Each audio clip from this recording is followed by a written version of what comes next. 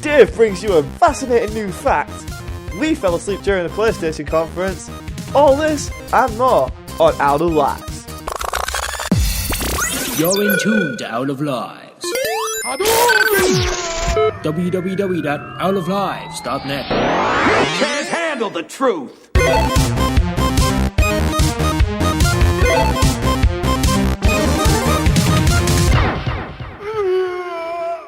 Hello and welcome to the Out of Lives podcast. I'm the Phoenix rising from the ashes, and in Scandinavia, that's her name, not the country, is Kevin Tan. Occupants! What? Okay. Newly formed mother, Kevin Tan. No, Dave Wyatt. That would be me. Yeah, hello. And the Scottish Slumdog millionaire himself, Ross Miller. Hello. Awesome. Hi guys, it's good to be back. Yeah, can you see why we suggested you wrote down the intros first? I can see that. But that wouldn't change the fact that you and Kev are now mothers. Okay. Kev's was good. I'm taking Kev. Kev's was great, good. yeah. See, that's how much I love you guys. It's priority. Kev's my favourite son, okay? Right, moving on. We always talk about a highlight of the week. So we're going to do that now. Kev, what was your highlight of the week?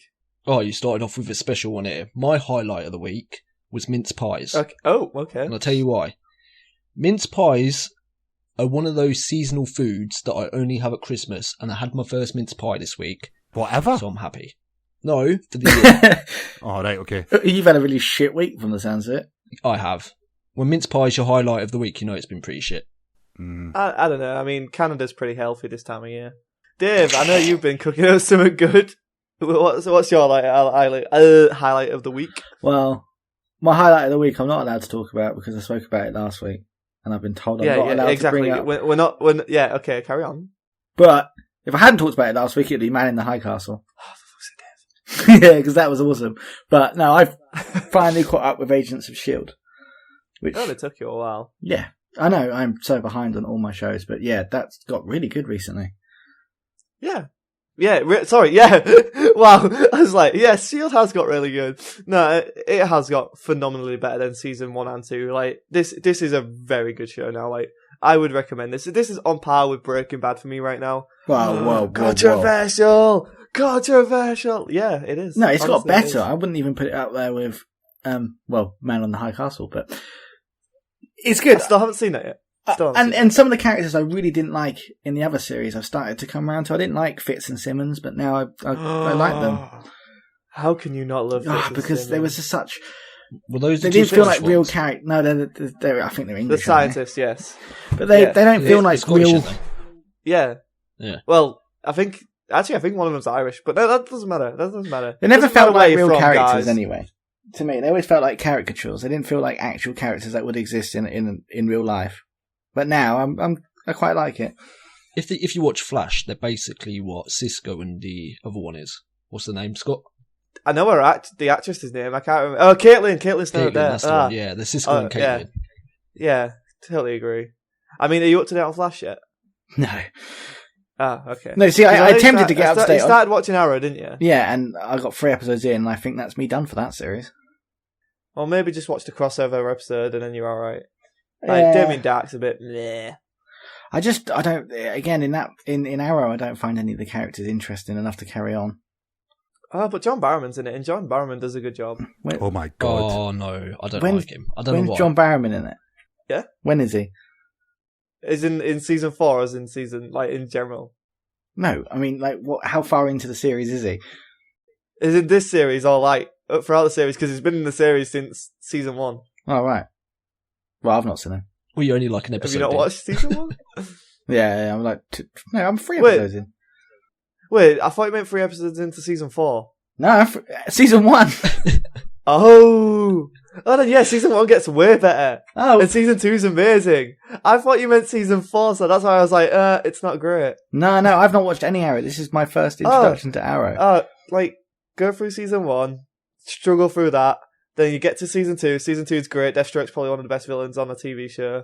And then season 3 is kind of a slug. And then season 4 is good at the start, and then kind of, it's alright. I think you're wasting your breath with Dave. I think it's given up already.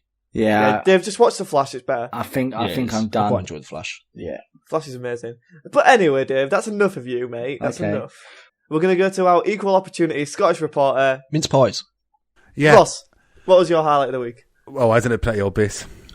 No. Oh my god. Here we go. If you say it, I Oh, swear to God, no. I thought we would ban you from saying it. No, well, it's Man in the High Castle. Oh, that's okay. Then. Oh, okay. That's fine. Oh, I'm glad Yeah. it is. Yeah, so after me giving it a little bit of a slagging last week and thinking this sounds absolutely rubbish, I thought, no, I appreciate what Dave watches and I think he gives good advice. So I decided to sit down and watch it, and it is phenomenal. It's so good, isn't it? Yeah, absolutely brilliant. And I'm only halfway through it, and I can't wait to finish recording with you numpties so I can sit down and watch another episode. I can't wait for you to finish so I can talk the ending. That's right. So it sounds like we're going to have a spoiler cast. Yeah. So, I'm going to try and get it done this weekend, so... What's so good about it then? Is it the characters or is it just the plot? The characters that you don't expect to take a main part in it suddenly become a main part. Like, it's the first episode, so it's not a spoiler, but her boyfriend. Yeah. Hair boyfriend. How many female characters are in Man in High Castle? There's one major, protagonist. Major. Right. Yeah. Okay. But, Dave, do you get where I'm going Yeah, with that? I completely agree. I really didn't expect anything from that character. Yeah. So we're talking like early Lost. Like, how is it on par with early Lost? Because early Lost was amazing. If I was to rate it this year's TV, I would say that it was this year's best TV show. Fuck off. You watch Game of Thrones. No, against Game of Thrones. Game of Thrones season 5 was crap. What? Well, no, it wasn't crap. It wasn't crap. I'm going to Dave, correct myself. It wasn't Dave, crap. You're It banned wasn't from the good. Game of Thrones podcast. No, I'm not Well, saying it. the podcast we haven't still officially announced. Well, I have. Well, we kind of mentioned it before. Uh, Anyway, this is Ross's highlight. Let him get back to it. yeah. Yeah, I Like, was going to say, just you talk over my bit, eh? well, you asked Scott. Oh, fuck. Aha, there you go.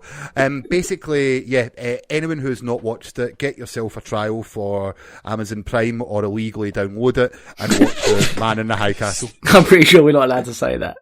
I don't give a fuck. I don't know, as Amazon specifically said, we can't say that. These are definitely only the opinions of Ross Miller. Yes. Yeah, No, before the show, Kev told me how to actually download a torrent. I've This never is done it before. lies. Kev showed me how to do it. So. Lies.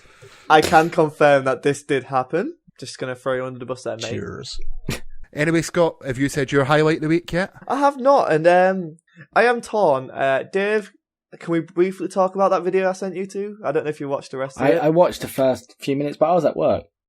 Basically, Red Letter Media did a video in which they watched all three Transformers movies, like the first one, Revenge of the Fallen and Dark in the Moon. They watched all three of them simultaneously on like 3 screens, and it's uncanny how those movies match up. Like, it all went silent at one point, and it cuts to Shia LaBeouf within the same minute of each movie. It's very, very interesting stuff. So it's Red Letter Media. Just type in Red Letter Whoa. Media Transformers. Well, you're telling me they've got a formula to these Transformers movies? I am indeed, Kev, believe it or not. Whoa. I know. Blew my mind. They are incredibly cookie cutting. I can't even- Cookie cutting. Yeah. You know, Cookie cutting. I'm going to start again. That's what, what That's you the just badger. did. But my real highlight of the week is Rise of the Tomb Raider. Oh, this game's so good. Like, What makes it so good? I hear everybody saying it's brilliant, but is it really that much better than the first one? yes, like there is actually tombs in it. Like, and the fact is that they're all, Touche. they're all optional. They're all optional. Like the first one you come across, like this isn't too much of a spoiler. It's in the first half hour of the game. It's a giant Viking ship Wow. caught in like a glacier, and it's like upside down. It's ruined the game for me. And it's like you have to climb it, and it's awesome. And there's this really dark story going with the through line of it. Lara still gets beaten up a lot, and it's like, come on, girl, come on, you're So stronger than this. Is the story really good in this, or is it just basically the gameplay mechanics that are really good?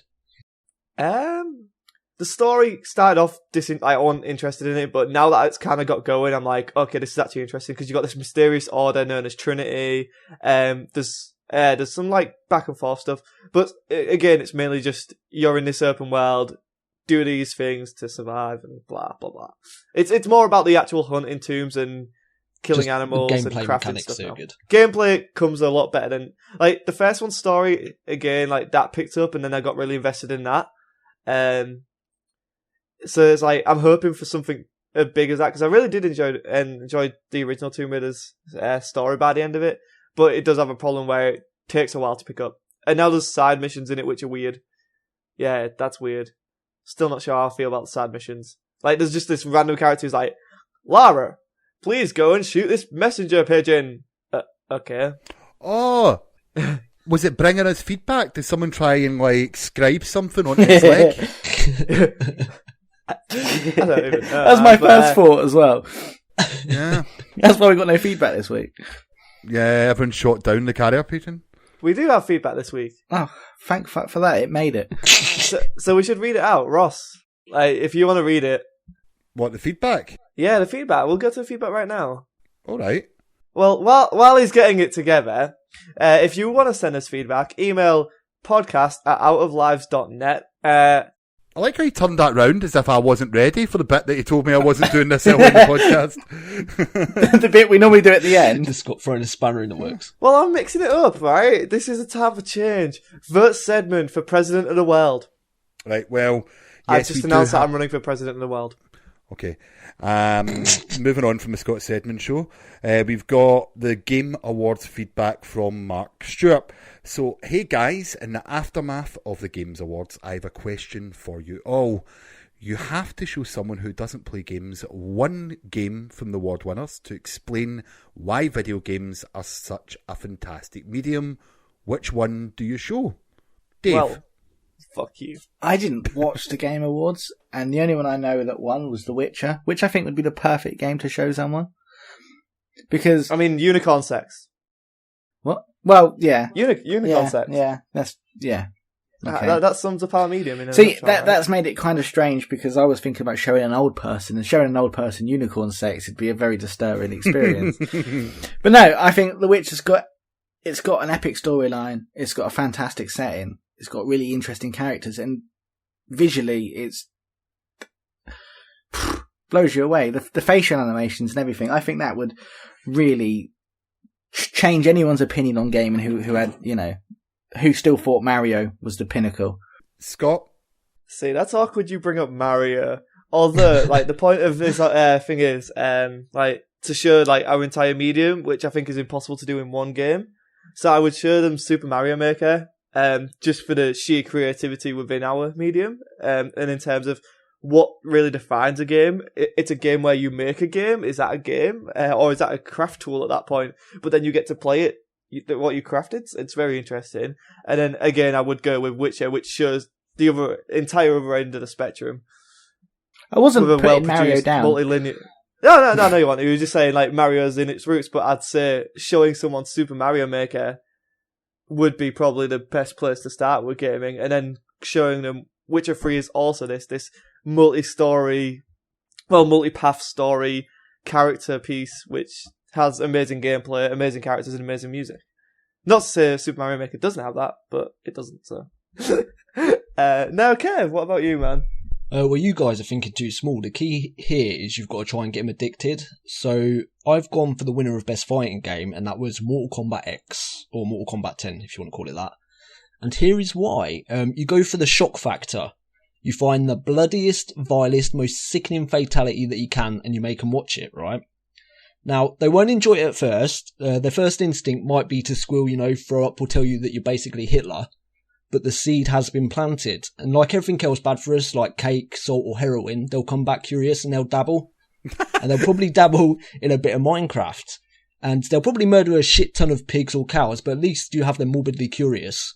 And they'll be addicted. I don't like what you're doing to my little old people. I think I'm onto a winner, though. Yeah, it's a good point. Yeah, I think I'd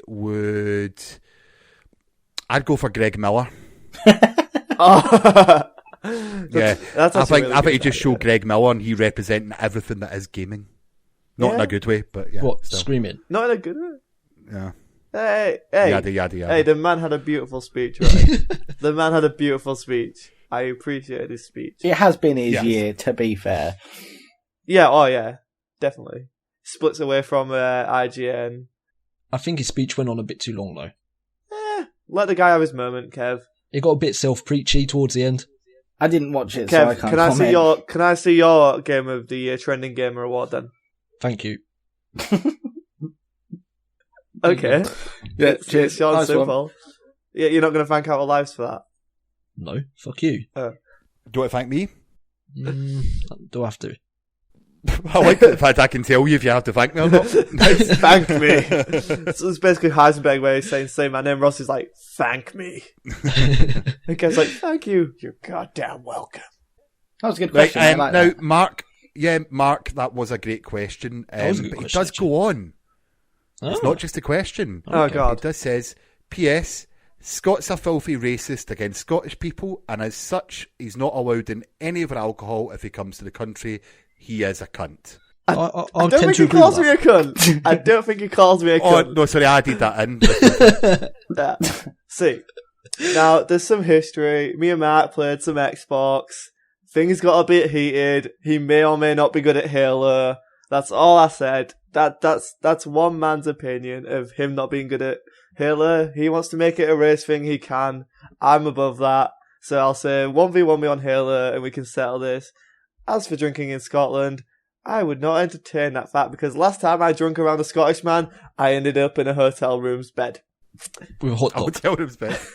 That makes sense somehow. Every podcast since that incident has mentioned you two in a bed. I feel like Yeah, isn't it? I feel like there should be some sort of film to catch people up. Well, I mean... Inside Scott Sedman. Oh, God! Trust me, it's not that nice. Anyway, I think that's it's time for some daily news. So let's go to the download. With who? Captain News. Hey! The download. I'm Captain News. These are your headlines. Harrison Ford is the only one.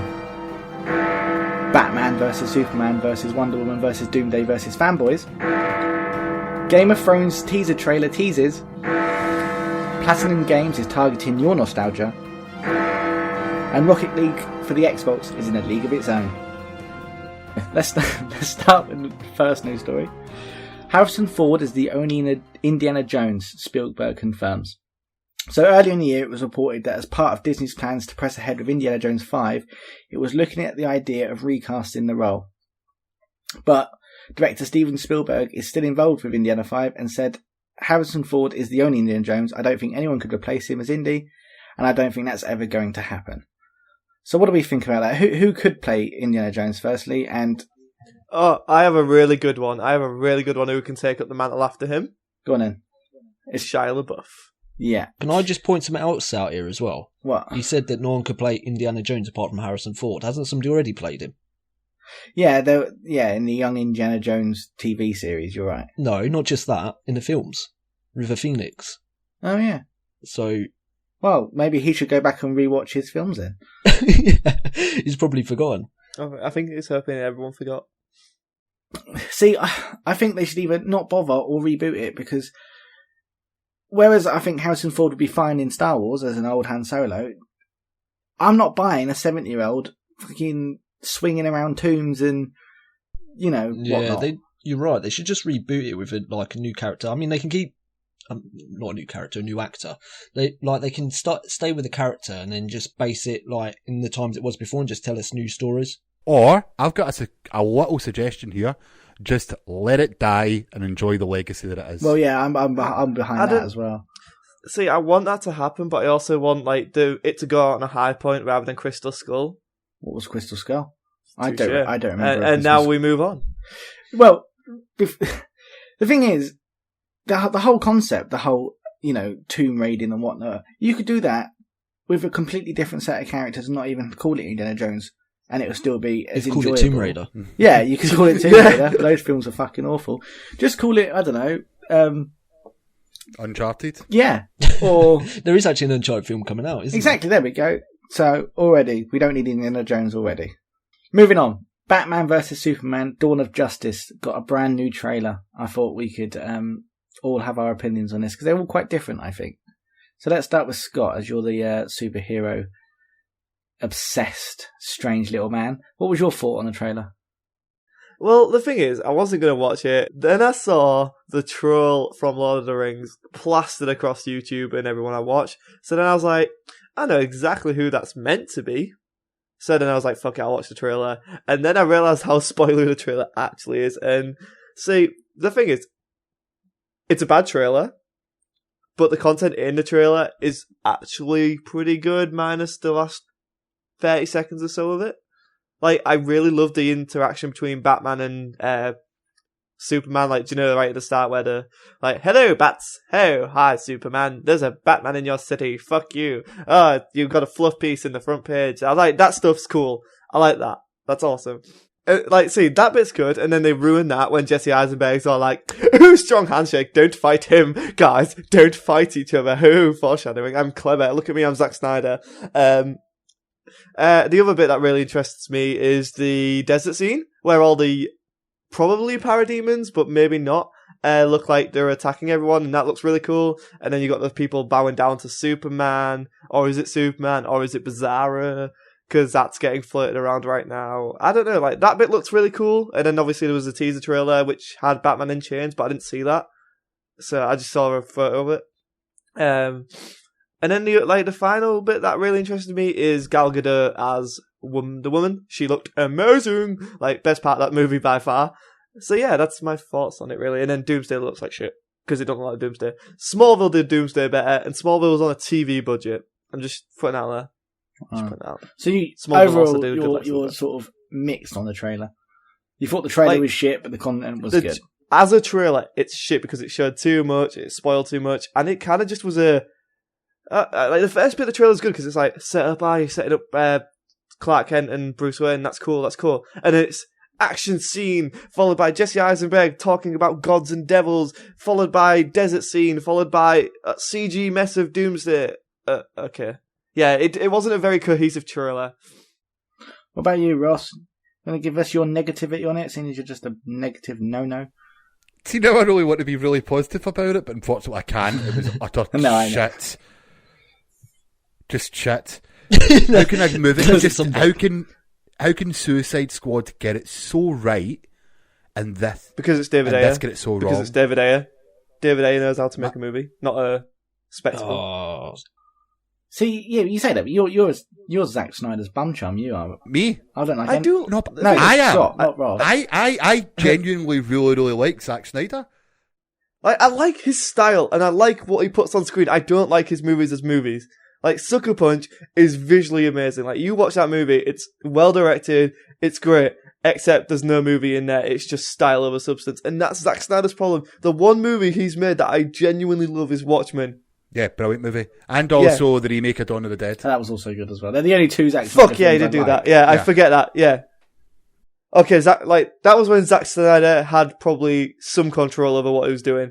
Then he got told that he's amazing because he did that movie, and then did whatever he wanted. And that's when he's kind of got off track. What about you, Kev? Are you sold on it?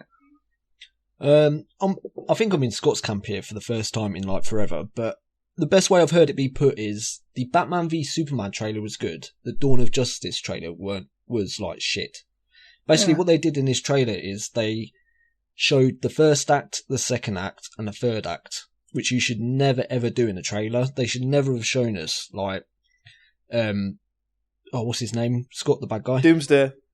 They should have never have showed us him because now it takes away all the tension away from the actual fighting of Batman and Superman.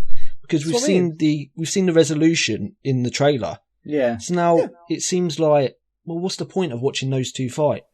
Imagine they just like fucked us over and that was the beginning of the movie. Yeah. Like, that was the first 10 minutes. Yeah. You know that's not the case though, sadly. That was the pre-credits, buddy. Well, to be fair though, there is a lot of argument that Bizarro is the one fighting Batman. So it's like not even Superman fighting Batman. Yeah, I don't see that. That would be shit. If they cop out and do that, I will be furious. I will. I won't like that. I liked the first half of the trailer. I didn't like the second half. They showed too much. But I've got to say, Lex Luthor, I really hope he isn't like that in the whole film. What we saw when he was with Affleck and Superman. I think if they go with that, if they do it well enough to where it's its own, like, do you know what I mean? Like, not when it's just this one kooky scene. I think he can pull it off. I don't think the thing is, every time there's a Lex Luthor, I'm always going to compare it to Michael Rosenbaum from Smallville. Like, if you stuck with, like, the first 5 seasons of Smallville, that is the perfect portrayal of Lex. Like, you cannot get better than that, in my opinion. So, like, I'm always going to compare that to that. But if they do a different spin on it, and apparently it's his son anyway, so it's not even Lex Luthor. Yeah, that's a theory, but do you not think that it's too much or too similar to the Joker or Riddler? I think it's too similar to Jesse Eisenberg. Yeah. Like, Jesse Eisenberg always plays this intellectual, Egotistical. social, introvert, egotistical. Oh, Yeah, but he's not an introvert, is he? quippy. He was too much of an extrovert in this trailer. He was like, oh, hey, blah, blah, blah, blah. Good impression. Yeah, but yeah. Think nailed it. Don't touch his hand, strong grip. Oh, fight, don't fight. I'm completely different. I had no intention of watching this film because I thought Man of Steel was shit. And I wasn't exactly blown away by the first trailer. I didn't like this trailer, but having watched it, I'm probably going to go and see the film now. Well, in all honesty, I think we all are, aren't we? No matter. Yeah. No. But I probably wouldn't have done without this trailer because I thought it looked wank. I thought I'd wait until The it thing comes is, out right, on DVD. guys, we've got to look at it this way. The film comes out next year. Mm. We have one more trailer to go. What the fuck are they putting in that trailer? Yeah, but you know as well, I think the reason they released this trailer now is because this trailer wasn't meant for the fans. This trailer was meant for the casual audience. It was meant to show people that Batman v Superman isn't just this dark brooding film. It's also got like comedic elements like you saw in it, and They fell flat for me, honestly. Not gonna lie. They did for me. I didn't like the delivery, especially I think that line was out of place at the end. Where what was it? God, she with you? No, she with you. I thought she was with you. Like, Yes. that was no, please no. Well, what about the amount of characters that's in it? Because there's a lot of characters in that film. We've not even. Apparently, it's been confirmed. Flash is in it now. As Yeah, well. I was about to say. No. What's it called? Apparently, this is what apparently the thing is. It's like the end of the film is going to have Flash. So where like the desert scenes apparently in the future, like in a post-apocalyptic future where Darkseid's possessed Superman and all these parademons exist, and Flash apparently comes back from that, and then that's where he's like, "Look, guys, you've just beat Doomsday, but there's a bigger threat coming. We need to all team up to stop it." Let's all be friends. Let's all just hug it out. Yeah, I'm pretty sure Jason Momoa confirmed he was in this movie, didn't he? Yeah, he is. Like, we just haven't seen him yet. So, Jesus Christ, this movie, like, we're going to see all the Justice League in this movie. I think that's a given at this point. Yeah, but it's called Justice League Begins or whatever, isn't it? No, Dawn it's of Batman Justice. vs Superman. Justice Dawn of League Justice. begins. Fuck that. Oh my god. Yeah, but we could end up with another Spider-Man 3 here, where all the villains in Spider-Man 3 are great on paper, and then we had a mess of a movie. And same with The Amazing Spider-Man 2. Too many characters. You say Spider-Man 3 is a mess, right? Spider-Man 3 has one of the most memorable scenes in that movie, and it's when Sandman first forms, and he's trying to pick up the locket. That scene's beautiful, man. Like, that fucking... Yeah. That just shows how good Sam Raimi takes a film that's convoluted and a mess, but you have this one beautiful moment in it, and that will always stand out to me, is Sandman trying to pick up his locket, and then he forms, and it's like, there's so much potential in this movie, and then you can tell where the studio ruins that movie. They really need to, like, in the next trailer, just build the tension again, because to me, it feels like I've lost it all now. Yeah. I'm not really looking forward to Batman v Superman, because now there's another bad guy in it. I want to see more Lois Lane, and some more Lex. Like, I need context to Lex. I need context with him at this point. Doesn't make sense what he's doing. I think at the end of the day, we're all going to go see it anyway, and it's just... No. Yeah, you are, Ross. No, I'm not. I'll wait for Yes, it. you are. Final note on Batman vs Superman then. Can I just like... Do you know that scene at the beginning where they're talking about everyone, like, there's a Bat villain and then, fluff piece of Superman? Everyone knows each other, though, right? Everyone knows each other's their alter egos and them, right? I didn't think Clark Kent knew. Clark Kent did know because he was shocked. Batman knows about Superman because he's the world's greatest detective. Of course he knows. Yeah, and I think Clark Kent didn't even know who Ben Affleck was when he got out the car. He had to ask someone. So how would he know he was Batman? Yeah, fair. Yeah, that was for the trailer. That was just so we all knew. I think Jesse Eisenberg definitely knew as well, though. Like, Yeah. Jesse Eisenberg knew it as well. I'm hoping that. If not, then it's going to be a lot, like, there's going to be a lot of this film where I'm just going to be like, I hope what we saw in the last part of that trailer is only like the last half hour of the film, and the rest of it is all Batman v Superman, because that's what I'm So do sold I. on for the movie. I don't want to see just good guys facing bad guys again. I want to see a good guy versus a good guy. This is why we're all invested in this movie. Well, I've got an idea then. Why don't you watch Civil War next year instead? Oh, we'll be. Don't you worry about that. I'm so more that's excited for our that. talk on the Batman vs Superman trailer. Dave, before we just move on, I do want to mention a small little film that's coming out next year called Midnight Special. Now, I know you all watched the trailer for this, didn't you? No. Midnight Yeah. Special. Did you not? I have. Like, I just quickly give your thoughts on it. Like, I can't remember it. I didn't even know that. It's weird. Still of us watched it. Guys, Ross, go with your opinions. Yeah, I watched the trailer. It looks like Cyclops' the young years. Mm-hmm. But it does start off a little bit creepy because you've got a guy looking through a peephole at a little boy. It's funny because it's true. And it's like, that's not how you want to start a trailer. Okay, Dave, any opinions? Actually, I've on just checked. that? There's 2 grown men in the room. Oh, that's all right Speaking then. for the whole. I think conceptually it looks quite interesting, but how early is this trailer? Because it looks quite cheap, which is not negative. Low budget. Yeah, low budget. I don't think it has a massive budget, but yeah, I think it's its first trailer. It's coming out next March, I believe. I don't know if it's March. But it's Who's not. the director? Did you say, Scott?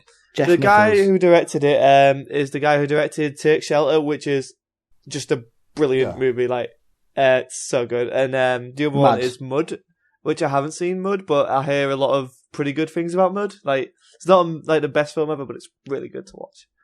Like, so I'm really excited for this because I love sci-fi. I love stuff like this. It looks like a chase movie. There's a lot of elements that I love in sci-fi in it, and it just like it basically is for me how I felt about Super 8, which is a movie I ended up loving, and it gives me that feeling again. So I'm really excited. Not in terms of it's the same movie. It's just this feeling I have where it's like I don't know what's going on. I don't want to know what's going on till I watch the movie.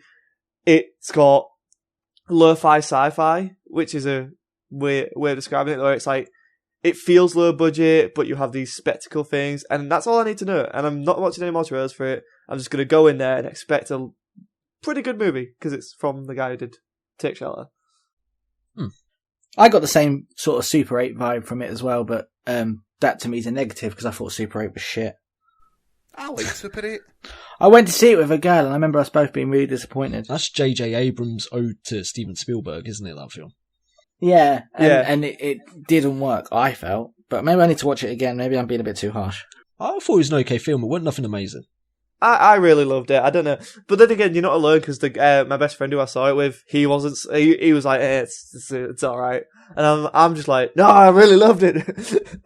But a lot of people like that. So yeah, let's carry on with the regular news. Dave, Captain News.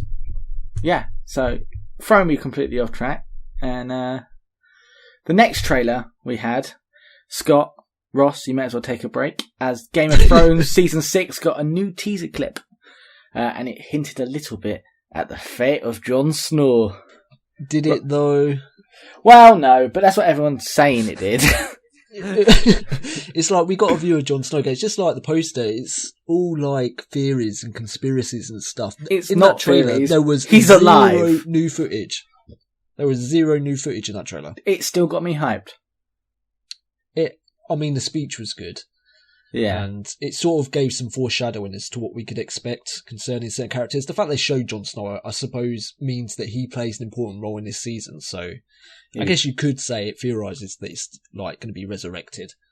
But a lot of people are saying that the dialogue that was playing over the top was hinting at his return. You know, I can't remember the exact dialogue now. I did have it all written down, but you know, what you think is happening isn't happening. Something you won't expect. Yeah. Yeah. At the end. Yeah. So yeah, I mean, I really wish we got just a few snippets of an. In fact, I was going to tell you about this, Dave. There is a trailer out, which I did watch minutes before we came on to do this. The one where it showed like just a few scenes from the new series. Yeah. So if you want to see some actual new footage, try. I think it's on The Verge, and there's a video of all the series coming to HBO in 2016, and there's a few shots in there of new scenes from Game of Thrones season 6. Don't expect to be blown away. No. It's just Ramsay looking a bit angry, which is no change. And Cersei with short hair. Yeah. Giving Tomlin a cuddle. Which is nice. Yeah. And there was one more scene, I can't remember what it was though. Yeah. Daenerys looking a bit dirty. Oh, that was it, yeah. Which was really nice. So, yeah. But if you're like a Game of Thrones addict, then it's something. But the internet went nuts. They do think that it's all, you know, foreshadow Jon Snow's fate, so... I thought it was worth mentioning. Yeah, definitely. I think if the fact they've shown him, I think everyone knows he's going to be in it. It's just going to be how he's resurrected rather than if now. So I'm looking forward to it. I can't wait. I'm so excited. I literally have a little wee every time someone brings up Game of Thrones. I kind of would love it mate. though if they're teasing all this Jon Snow stuff and then he's like, no, he's actually dead, and then just like, Yeah. I think everyone would be pissed, but it would be quite funny. No, I think that would be quite clever as well. This is it. I won't be mad either way. Oh, would I Because cry? I can't work. Well, I mean, do you guys know about the photos and stuff from set? Yeah, see, I do. Yeah, which the is why battle I'm- scene that it was at. So. Yeah, which, it's... It takes away from it, but it's the day and age we live in, innit? Like, there's nothing. It was like the whole Walking Dead thing, though, wasn't it? We saw... Oh, fuck. That we was saw- such a. I won't mention names in case you're not up to date on Walking Dead, which is retarded. That if was you're not. such an abysmal, like. It was he's pretty the obvious character's he wasn't. definitely dead. Yeah, he's definitely dead. Yeah, And but I no still think one the way knows. he survived is ridiculous. But Oh, that was so stupid. not only that, there was also I set told you photos. it was, though. I told know, you that's I how he know. survived. Yeah, and I always said I'm pretty sure he is, but it's retarded if he is. But, like, It is. there were set photos of on set with characters that had You just said we weren't going to ruin it and you go and mention his name. Shit, beep it out, Kev, in the edit. Oh, On set with characters that hadn't even been introduced in the show yet. So it was really poorly handled, to be honest. It was unnecessary. It was unnecessary shock. I'm also calling that Daryl's going to die at the end of the season. So I lost your audio there. I didn't know what you said. I think Daryl's going to die at the end of the season. Yeah, I lost your audio again then, Scott. I didn't know what you said. Daryl is going to die at the end of the season. I think we may have lost Scott, so we'll just move on. Scott's there checking his audio, like, guys. Yes! Belter. Sorry, I just scored against Barcelona in the semi-final of the Champions League. You playing fucking... Oh, fuck's sake. God damn it. You can leave now. There's nothing keeping you here. No, it's the perfect podcast game. You can podcast, play Football Manager. It's great. Right, speaking Our of Lives games... brought to you by Football Manager. Might as fucking well be. What was that? Fat ball? He's taking a piss out of you. I know. What a cunt. Sticking with the games, we've got some game news. Not much, because we already covered the Game Awards on Friday. Did it come out Friday? Yeah. Yeah, me, Ben, and Ross covered the Game Awards 2015. But Platinum Games is making a Teenage Mutant Ninja Turtles game. So Platinum Games is turning its attention to another 80s sort of much-loved property, Teenage Mutant Turtles. This news comes straight from the Ninja Australian Yeah, well, same thing. This news comes courtesy of the Australian Classification Board, who tend to ruin pretty much every announcement. So yeah, Teenage Mutant Ninja Turtles. Fucking love it. How many people work for Platinum? They have two teams. And they've got this 8 is what- games? This is what I wanted to talk about. Is this the same team that did Legend of Korra and Transformers Devastation? Yes. Then I'm not buying it. Ooh. Now, Right. I loved Transformers Devastation. Devastation. Do not get me wrong. It's a great game. It's a great Platinum game. However, it's really overpriced. I say And I feel it like they're is. going to do the exact same thing because it's Activision and it's their team too. And I'm just going to be like, why am I paying 40, 50 quid for a game that I'm going to enjoy, but the content, it's not worth it. Like, it's a $20 game, £20 game at most. I say it is. It's not actually confirmed which team's working on it, but that's what. But I people assume assume. it is. I assume it is because their Team One what are Platinum working on at the moment? Scalebound. That's what Team One are Scalebound. working on. Yeah. Yeah. They've got something else for this year, and I can't remember something else big. And they've got Star Fox. No, they're only assisting, aren't they? They're not fully working on it. They're assisting on development. Right, okay. I'm And pre- they've got I'm pre- something else pretty big as well, and I can't remember what it is. You know, they seem to have a lot on the go at the moment. Yeah, well, I mean, we don't know when this is coming. No one knows when it's coming. There's no release date. I It'll know be it's next coming. year. It's coming to PC, PlayStation 3, PlayStation 4, Xbox 360, and Xbox One. Yeah. It'll be next year. It'll be during the summer holidays. It'll basically be like what they did with Transformers, where it's like we announce it, 6 months later, it's out. It may just be a smaller game as well. Yeah, but that's the thing. Transformers Devastation was a smaller game, but it was released as a massive game. Yeah, So but what- they might just release it this time as like an arcade title. I hope so. Because there's 'Cause- not really much you can do with the Turtles, is there? In all honesty. I don't know. Tales have had like a rich lore. It depends what they do with it. Like, if they have to go OG Tales, then maybe they Come can't do a on, lot with it. open world Ninja Turtle game, fighting crime. That would be pretty fucking yeah, awesome. fucking, actually, Exactly. thinking about it. yeah, You don't know. We But don't it's know not. anything. It's going to be, you go to this area, you fight a bunch of enemies, you fight a boss, like the Transformers game and the Yes. Korra game was. Well, why do you have to be so I'm being cynical. fucking I'm being negative? cynical, okay? I'm being cynical. This could be the game of the year next year, and then I'll laugh at you. Well, no, Scalebound's coming out next year, so. Mm. And our final bit of game news tonight. Rocket League, as we know, is coming to Xbox One. It will not be cross-platform. Well, I'm pissed off. This is devastating. There's no need for it. If they sell it at full price and it's not a Games of Gold, then is the player base going to be there for a long period of time to make it as successful as it was in the PlayStation? Yeah, streamers, man. A lot of people stream it I through don't Xbox. know, like, it was free when it came out on PS, on it. I do think being on PS Plus really helped Rocket League. 100%. And they've got cosmetic DLC. If it's under a tenner, I'll buy it. Well, yeah, 10, I mean, 10 quid. if I was Microsoft, I'd be like, well, we better get this as Games with Gold then. Because, you know, it's too little too late, isn't it? If you've not got it on the audience is already quite small, because most people have it on the other platforms anyway. I completely agree. I mean, yeah, cool, we get a Warthog and a vehicle from Gears of War. Gears of War. Yeah. Oh, wow, that's cool. Yeah, shit Like, the bed. The thing is, if they release it, if it's Xbox One edition and it's like, oh, it comes with all the DLC that we've had out on other platforms, then I'll be like, yeah, fair enough. But if it's just Rocket League, base Simple. game, If it's a tenner, Yeah. I'll buy it. Give it vanilla. Give the vanilla game away for free. Don't give the Warthog and don't give that. If you want it, you pay for it. something like that. Yeah, come on, Microsoft, do a good thing. I think they know they have to kind of do that though. But then again, I don't know if they're banking on, oh, it's word of mouth, everyone knows what Rocket League is, they'll buy it anyway. All I know is, I think it looks all amazing. I know is, Out of Lives, I want it. Out of Lives, they're going to rock it into your heart. See, this is why I'm gutted it's not cross-platform. I wanted to beat Adam with it. Oh, I know, we could have just been living crap out of Adam and out of the Crossfire. And now we just have to do it in real life. Yeah, Where that's is fine. he? He's Scottish, settle isn't he? for that. He pretends to be, but he's from a place called Disco Bride, which isn't really... That accent's not anything other than Scottish. He's a dirty casual. Is this like between Scotland and England, or like where is that? No, it's only like 7 miles away from me, but Oh, right, okay. So he is Scottish then. sort of. He's not Glaswegian. No, he is. Oh god.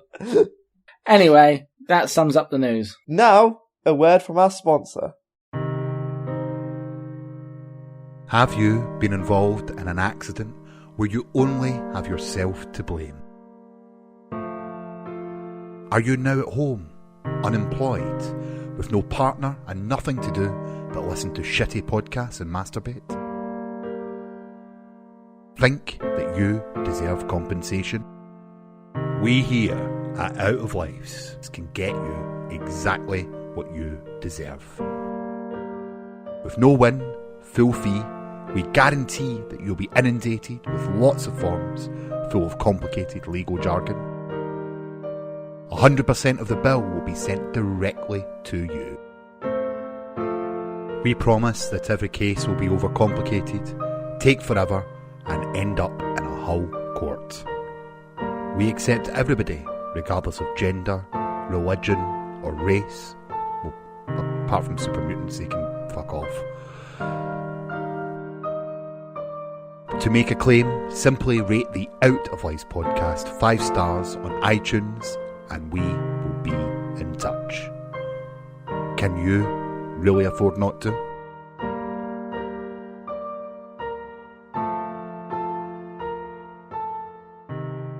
People don't actually fall for this shit, do they? Really? Wankers. And thanks to myself for that sponsor message. And we're moving on to talk about the PlayStation experience, which frankly drove us all to sleep. Wouldn't you agree, Scott? I'd definitely agree. I mean, it was a disaster, really.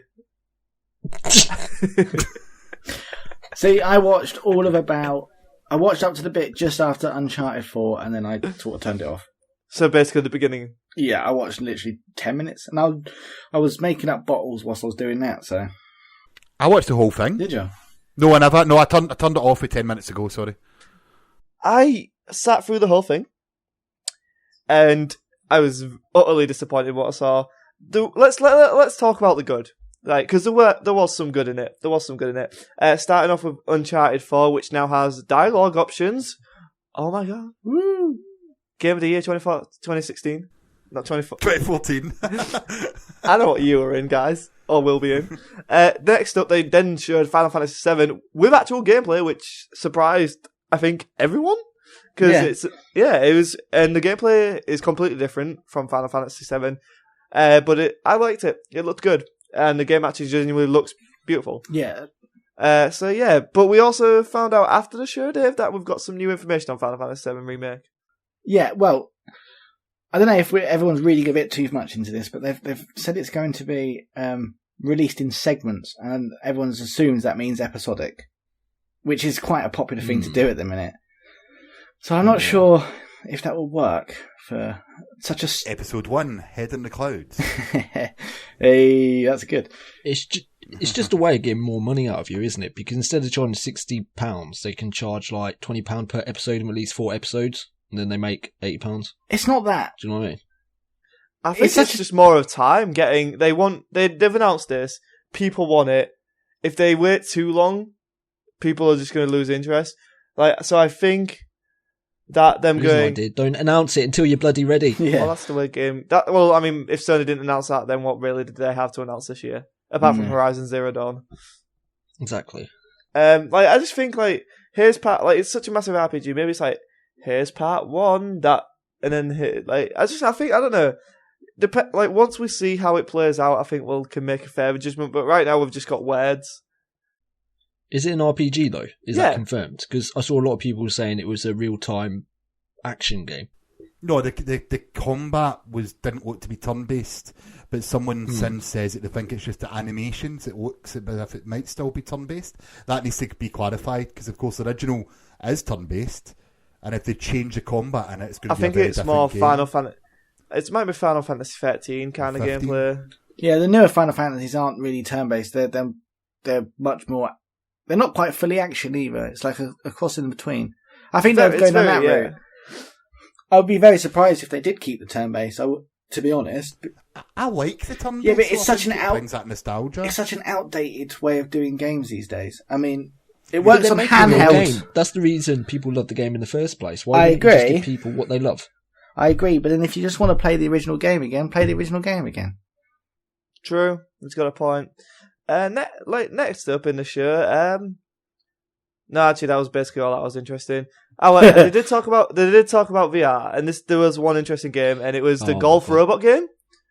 The golf robot game, must admit, was really exciting. Me and my housemate were kind of this would actually be really fun to play.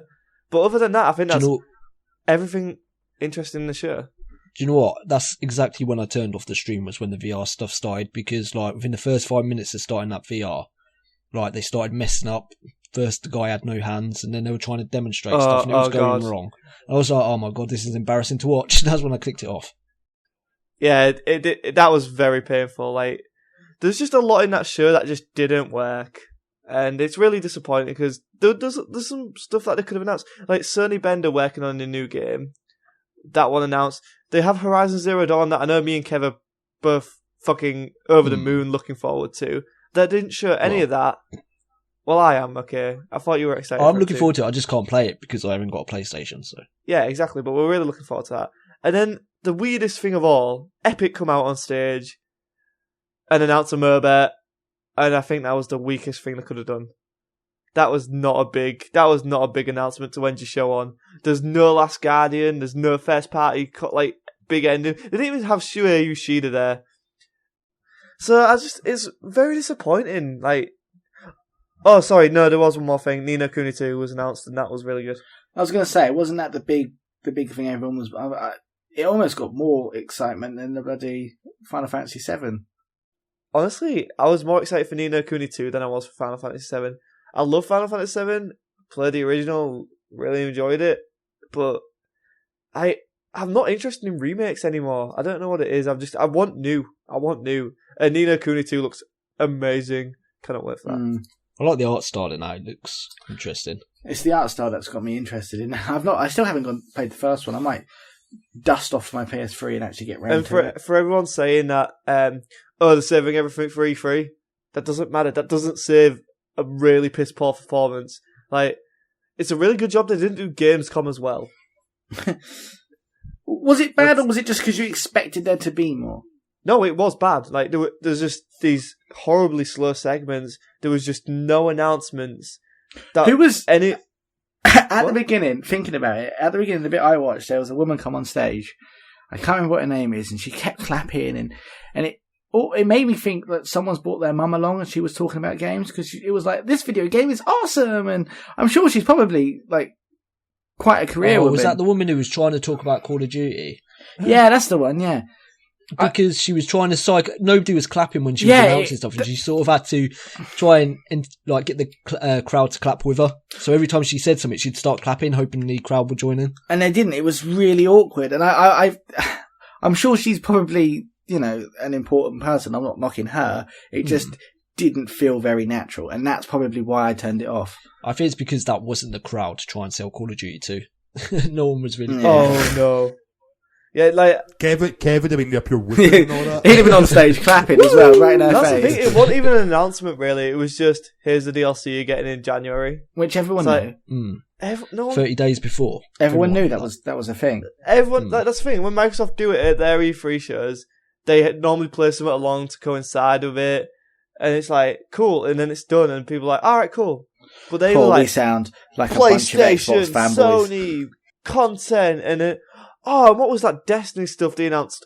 We announced racing. Or Sparrow races. And then I looked at Liam and we were just like, this fucking shit. Which I've always said should be part of Destiny anyway, but it's only I said that to my mates as well. They need to put that in. Yeah, but it's only for 3 weeks. What's that about? Exactly. And also, sparrows all travel about the same speed. Yeah. I remember when I played with you, you've got a slightly faster one than me. I could still keep up. It's so stupid. I don't know what they were thinking, and I don't think they know what they were thinking. Maybe they had an announcement ready to go, and then it just didn't fall through. Because the ending just felt so weird. And Battleborn. Oh, God, don't talk about Randy Pitchford. That was so painful. I muted that part because I was embarrassed listening to it. God, Borderlands. We're not going to mention aliens. Borderlands. Money. Borderlands. Here's Battleborn. I dare say someone who has... Is there an NDA in Battleborn? What? Is there an NDA in Battleborn? I think there was an NDA on it. There is, I wouldn't talk about what we played. Okay, I'll just going to turn around and say I will not be buying that game. Yeah, I need to be more convinced to buy it. Yeah, I need to see more. I've not tried It's next year's Evolve. Oh, that's a nasty tag to put on something. That is a harsh statement. You do realise that I'm going to print that Scott Sedman Battleborn next year's Evolve. At this stage. Uh-huh. See, I was excited about Evolve, and then it came out and no one got it, so I didn't either. I think that's what happened to everyone. Can we keep speaking about Evolve, right? Someone brought this up and I can't remember what I was listening to. Remember when they were pitching Evolve as an esport? Yeah. That made me laugh because I was like, oh, they really did try doing that. Thing is, the press were hyping up as well before it came out, and it just died. And that's really released. A victim of hype culture, don't you think, Kev? I think it is, yes. Yeah, so Watch Dogs is still the worst. Watch Dogs is still the worst ever. Basically, we come from a lot of we're into games, we're into movies. There's this massive hype culture behind all of these big movies and little movies. Because I know we're all hyped for Cuphead, right? Oh yeah. So the thing is, can hype spoil games and movies? And I think the answer definitely is yes now. Titanfall, Evolve, Watch Dogs, all these massive games that were set to be these genre-defining, re-energizing genres, doing something different. Destiny's a really big one. And then they just come out and everyone's like, Now... The problem is it's just about managing expectations. Is it though? But then, yeah, are we suckers for falling for it? Yes. But, they're forcing it down because they want to make sales. But eventually, is it just going to get to a point and go, you know what, I'm not falling for this anymore? And I think that's the point I'm at. Yeah, I'm there. I've been there for and it's actually leading to counter hype, which causes arguments, and it's not healthy. You get all these people who get excited for stuff. I'm all for getting excited. There's nothing wrong with getting excited. I'm excited for Force Awakens. Would I be like, oh my god, it's going to be the best thing ever? No, because I'm tempering expectations out. It's the same with, what did I just see recently? I can't remember what I just saw recently. The Martian. I was excited to go and see it. Was I hyped for it? No. So I went in and it was like, this was a really good movie. The Martian was a really good movie. It's the same with playing Tomb Raider. I was hyped for it when it was first announced, but then I let the hype die down, was excited to play it, and now I'm thoroughly enjoying it. It's the exact same reason I haven't bought Just Cause 3, because I'm really hyped about that game right now, and I don't want to go in expecting too much of that game. The thing is, companies pay like millions of dollars to advertising companies to make you hyped up for the game. So, I don't the know. fact you're falling for it, you can't be criticised for. Well, no, because it doesn't spoil my enjoyment. If I'm so hyped for this thing, and then Avengers Age of Ultron's probably the biggest example of me being disappointed, right? I've got Titanfall Day 1, and it sucked. I didn't ever bought Evolve, because I was like, there's something wrong here. But Avengers Age of Ultron, I suckered in, I watched 2 of the trailers, was so caught up in this hype, talking about it constantly, saw the film, really enjoyed it when I saw it. We did a spoiler cast on it, and I think if we found that audio for that spoiler cast, our opinions when we talked about it would be drastically different now coming from it. And it's just being caught up in this hype storm of like, oh, it's going to be the best film ever. It's going to be better than Avengers 1. And it's like, it should have been, and the components for it to be there are there to be better, but it's just not. But the trailers and the hype and the marketing all made it seem to be this juggernaut thing that it could never be. But the thing is, you've just got to be critical about it. Everything you go into, like movies, as soon as you go into a movie, leave all your hype at the door, go into the cinema and just watch the film. Watch it for what it is. The same with games. With games, what I tend to do now is I very, very rarely buy games as soon as they're released. I'll wait like 2-3 weeks, sometimes months, just to see what people think of it, like after the dust has settled. And if it's still got the same opinion, I'll go out and get it rather than like going in straight away, wasting my money. So it's just about, like I said, managing expectations. Yeah, see, I'm bad. I'm terrible. I am the worst. I was really hyped for Witcher 3 to the point where the 2 weeks leading up to it, I read all the Witcher books, and then I, watched a Let's Play for the first Witcher, replayed The Witcher 2, and then I played Witcher 3, and it was amazing. And then Fallout 4, I was really hyped for Fallout 4. I played Fallout 3 again. I was reading all the lore again, and then Fallout 4 came out, and it was amazing. Star Wars, I'm so hyped for Star Wars. I'm watching all the new Star Wars again. Do you think Fallout 4 is amazing? Yes, yeah, I do. I appreciate them. I'm really... There's something wrong with Fallout 4 that is just not clicking with me, and I still can't put my finger on it. I have no... I'm not hooked to go back. I have no desire to go back and play that game. And I really don't know. So far, all I can chalk it up to is there's a character talking for me when I want to be making my own decisions. And I don't know if that's it or not, because I feel like that's too much of a nitpick to be a reason why I don't enjoy the game. But honestly, it does affect the way I play that game, having a character talk for me. Maybe. But then you're wrong, because it's an amazing game. You're just wrong. Okay. I get hyped for things I know I'm going to enjoy, though. That's the difference. Like, if there's I'm nothing not wrong with that. If you're a fan of that genre or that game, and you know from what you've seen you're going to enjoy it, then 9 times out of 10, the hype's going to pay off. It's just that one occasion when it doesn't, when people tend to. See, a perfect example for me would be Mad Max, the Fury Road. Now, I love the original Mad Max films. I remember watching them with my dad as a kid. I've watched them millions of times. And I wasn't hyped for Fury Road simply because I thought it's not going to be good enough for me. But I was completely blown away. So, but I didn't get myself hyped. I mean, yeah, the reverse is true. Definitely is true, because I saw No Escape with Owen Wilson recently, and I saw that and was like, "The fuck is this shit?" Like, and then I don't know what that is. I liked that movie. Yeah, that's what I mean. I watched it and was like, okay, this was actually pretty enjoyable. It's an Owen Wilson movie where he's trapped in a hotel with his family in the Far East, and it sort of gets... Oh, attacked. shit, yeah, I saw a trailer for that. Was that any good? Yeah, I really that's what liked I mean. It was really good, but I wasn't hyped for it or anything, and I had low expectations, and I watched it, I was like... Scott, that's a perfect example, actually, because I knew nothing about that movie before I legally downloaded it. For God's sake. It was really, really good. Enjoyed it. Oh dear. I went to the pound shop and got popcorn and everything. You're so cheap. So you paid for your popcorn, but you torrented the film. Is he going to torrent his popcorn? I didn't say I paid for it. You wouldn't steal a popcorn, but would you steal a movie? I love how that advert stole its music. I know. You wouldn't download a car? Well, I mean... So you wouldn't download a car? No, you're right, I could. wouldn't, because I'm not a fucking idiot.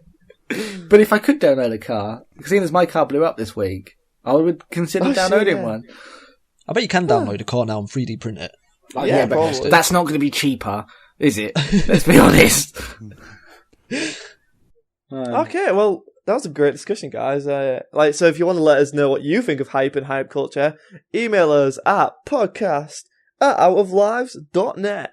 And we will get back to you and read it out on the show. Or tweet us at Out of Lives Pod. You can also do that. Or tweet our individual accounts, which we'll plug now. So we'll start with Dave, Captain News. Don't tweet my account because I'm changing it. Fair enough. Kev, what about you? Anything to plug, sir? You'll just find me on Twitter at Don't Shoot Tony. Ross. Well, everything I'll do is Out of Lives, but I just want to confirm some of the guests we've got in the next 3 weeks. Yeah, next sure. 2 weeks. Let's reveal some of the guests we've got coming up. So this week we have Dave, remind me of his name. Paul who's the creator of Void Destroyer. That will go up later this week. And that's a full interview. It's a full interview. It's nearly an hour long. It is fantastic if you're a person that's into knowing how to develop a game or Kickstarter or all the post things after you launch a game. He gives a really honest insight into it all, and I found the guy absolutely fascinating, if not boring. But that makes no sense. We've also beyond there. We are going to have the Prince himself, Luke Kamali, on from IGN. Oh, awesome! Well, can we? Is he from IGN anymore? When he Former records, he IGN will employee. he will be an IGN employee when he records. He might not be when it releases. Fair enough. Okay. Who else have we got? Not because he's getting sacked for doing it, I'll point out. Yeah. No, he's. We can now confirm that Luke Kamali is now part of Outer Lives. I kid. He's not. And then a few days later, we have everyone's favourite Welshman, Gav Murphy. Yeah. Ross, are you looking forward to that one, aren't you? I don't know if I can do it. I think it's just Dave by himself. Ah, well, fair enough. We're going to talk about... Anything else you want to plug while you're at it? Your butt. Plug his mouth at the same time. Funny how I went from Gav Murphy onto your butt. Nice. And me personally, just follow me on Twitter at ScottSedman94. Almost at 100 followers. So that's a thing. I'm really proud of that. I've almost hit 100 followers. I'm liking that. It's a good number. So if we can get me to 100 guys, there might be a giveaway in it. I just unfollowed you. Oh, you're a twat. Yeah, me just doing it now. 2 seconds. You guys are breaking my heart. I've unfollowed you too. Well, no more dick pics through DM to you. I wasn't following him in the first place, so. But you now he's not? going to follow you and unfollow you afterwards. Kev, were you not following me? I don't know, probably. You're a terrible fucking human being. We do a podcast together. How do you not keep up with my updates? They're amazing. I generally tweet about cats. Oh, I'm definitely subscribing now. Yeah. Thanks all for joining us. But just before we go, Dave, give us your fact. Well, whoa. I've got to hold you on again here. Ross, I don't know if you've looked up this week's facts, but it turns out, Dave, have you been lying again? No. Oh, well, No. Where was I this week? Did you get a hold of me Sunday to Wednesday? No. I was in fucking LA cleaning up your mess. I don't know what you're talking about. Well, it turns out, when I found out at Dirty Dancing Convention 2015, that none of that was true. You're obviously referring to the fact about Patrick Swayze. Okay, so I googled this whilst in LA attending the aforementioned conference from my phone, just because there was no another internet devices about in LA. Basically, and it's not true. Well, supposedly he loved children. yeah, well, this is just propaganda put out by the Patrick Swayze fan club. No, whoa. I've got tweets here. Right. Oh, I've missed this because I've been away. Yeah, I keep getting tweets after these facts every week, and I'm starting to get hate mail. I had a cat's head posted through my letterbox the other day. Jesus I don't Christ. think that's related. That might not be, but still. Right, so we've got some tweets here. We've got at Out of Lies podcast. We here at the Patrick Swayze Appreciation Society condemn you and your distasteful, inaccurate facts about our beloved hero. And that's from at Patrick Swayed Me. So that's the first one. The second one, at Out of Lies podcast. I hope you're haunted by the ghost who can only communicate to you through a medium. You vile excuse for a podcast. And that was from at Red Dawn French. Okay? You're hearing these, Dave? Yeah. The third one, at Out of Lies podcast. When my son went to his house and returned in an urn smelling of smokehouse barbecue sauce, I just knew something was up with him. Hashtag kids are for life, not for the barbecue. And that's from at my son is a spare rib. So See, the third tweet. The third tweet's completely on my side. I don't know how you can say that's a complaint. This is just confirming what we all knew all along. She has a son now that will smell like barbecue sauce for the rest of his life. That's not a bad thing. I'd lick him. You can't silence me just for spreading the truth, Kevin. Wait. I've just looked up. This is the same email address as yours, Dave, this last one. And anyway, moving on. Are you putting false... Dave? No. Right. Okay, look. We wanted to give you this segment because you told us you like having random facts, like real, true random facts. I do. You like giving them out to people. I do. So this week, could you please just give us a fact, a true fact, so our listeners can have that little bit of information in their head and then maybe one day share it with other people. Okay. I can't afford to go to America every week, Dave. It's okay. This week's fact of the week is not going to be... There's no controversy at all. It's a nice, simple fact about Star Wars. Right. Thank Okay, goodness. take it away. And it's relevant. It's relevant. So Okay. That's good. So, a question that's often debated among Star Wars fans is who shot first, which is a bit silly, as the answer lies clear as day in the novel the original film was based on. In Star Trek Episode 3, The Wrath of the Jedi, Han and Greedo are much closer than they are in the movie.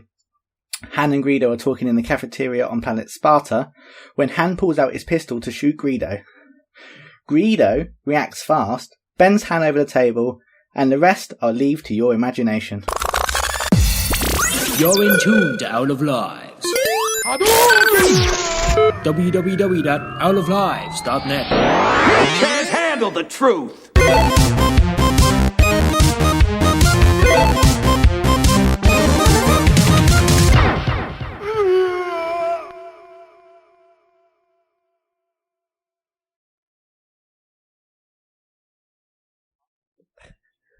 Welcome back to the show, everybody. Now we're going to talk about something that was like the Hindenburg disaster levels of boring. I don't know if that's What? Is Hindenburg often referred to as boring? I meant as in like that was such a big disaster, and this was like that much of a disaster.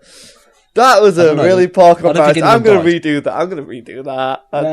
That's got to stay in. That's going in outtakes. Yeah. Hello. Welcome back to the show, everyone. This is the part of the show where you can fall asleep if you want, because that's what most of us did during the PSX. The Hindenburg.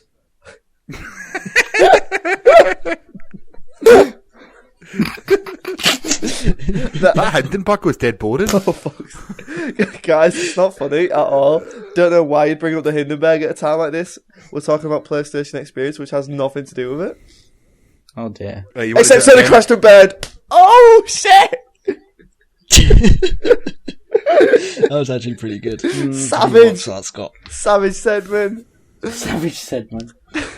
I couldn't even hear because it just squealed in my ear. This is alter ego. It's okay, it's better than coming in your ear. Welcome back to the show, everyone. Now we're going to talk about the PlayStation keynote. Smell my finger. No? Right. Final time, Ross. I swear to God. Come on, Ross. Come on, you can do this. Welcome back to the show, everybody. This time we're talking... This time? For fuck's sake. See, I had a good one and you guys derailed me with that Hindenburg disaster thing. It's like, why? That was you! Okay. Well, this is going down like a lead balloon. Come on, Scott, get it together. Ross, you're full of hot air. Well, thanks for that sponsor. We totally weren't paid to put that on. Now we're talking about the PlayStation keynote that happened at the PlayStation Experience, and what a disaster that was.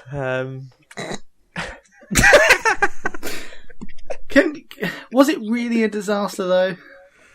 I don't know. It crashed and burned, so maybe.